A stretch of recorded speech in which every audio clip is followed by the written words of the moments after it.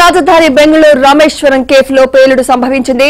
ఆ పేలుడులో 9 మంది గాయపడ్డారు. తొలుత అది సిలిండర్ పేలుడని భావించగా సీసీటీవీ విజువల్స్ చూసిన తర్వాత కుట్ర కోణం వెలుగులోకి వచ్చింది. దాంతో ఎన్ఐఏ రంగంలోకి దిగి విచారణ జరుపుతోంది. CM Siddaramaiah, deputy CM Shivakumar, police ఉన్నతాధికారులు అక్కడికి చేరుకుని పరిస్థితిని సమీక్షించారు.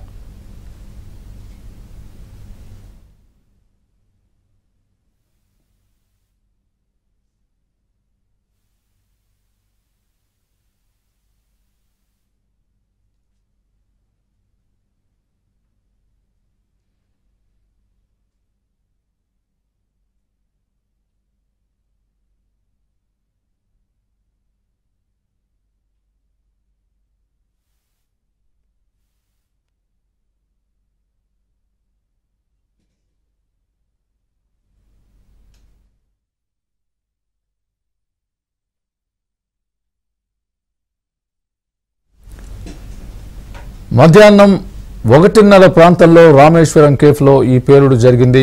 భయభ్రాంతులైన కేఫ్ కస్టమర్లు చెల్లాచెదురుగా పరిగెత్తారు. సీసీటీవీ చిత్రాలను పరిశీలిస్తే కేఫ్లోకి వచ్చిన ఒక వ్యక్తి బ్యాగ్ అక్కడ పెట్టి టోకెన్ తీసుకున్నాడు. తర్వాత కాసేపటికే బ్యాగ్ పేలిందని ప్రత్యక్ష సాక్షులు కథనం. సీసీటీవీ చిత్రాలను బట్టి తెలుస్తోంది. చుట్టుపక్కల 2 కిలోమీటర్ల పరిధిలోని సీసీటీవీ చిత్రాలను ఎన్ఐఏ అధికారులు పరిశీలిస్తున్నారు.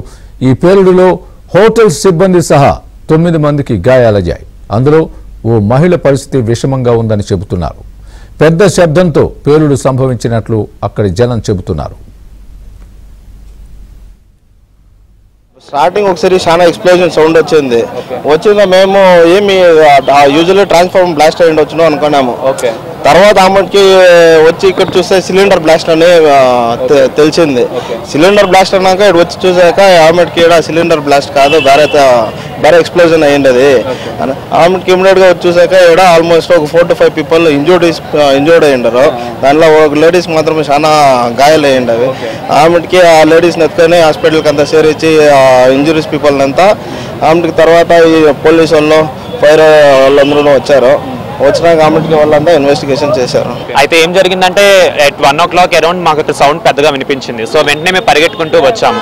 అక్కడికి వచ్చిన తర్వాత చూసిన తర్వాత ఇక్కడ చాలా మంది జనాలకి ఇక్కడ అప్పటికే రష్ అయిపోయారు అన్నమాట. అక్కడికి చూస్తే అప్పటికే ఒక 4 లేడీస్కి ఆల్రెడీ చాలా సివియర్గా ఇంజురీస్ అయ్యాయండి.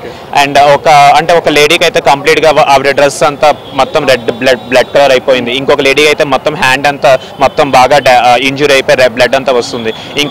ఒక రామేశ్వరం కేఫ్ స్టాఫ్ పర్సన్కి అయితే మొత్తం 2 చెవుల నుంచి బాగా బ్లడ్ విపరీతంగా కారడం చూసాం. అలాగే చిన్న గాయాలు అంటే సమ్ పార్టికల్స్ తగులుకోవడం వల్ల చేతులు, ముఖము, మెడ మీద కూడా చాలా వరకు గాయాలై చూసాం.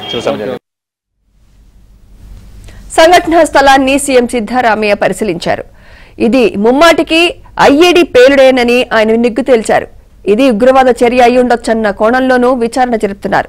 భారీ పేలుడు జరిపే దిశగా ఉగ్రవాదులు రెక్కీ లాంటిది ఏమైనా నిర్వహించారా అన్న అనుమానాలు కూడా తలెత్తుతున్నాయి.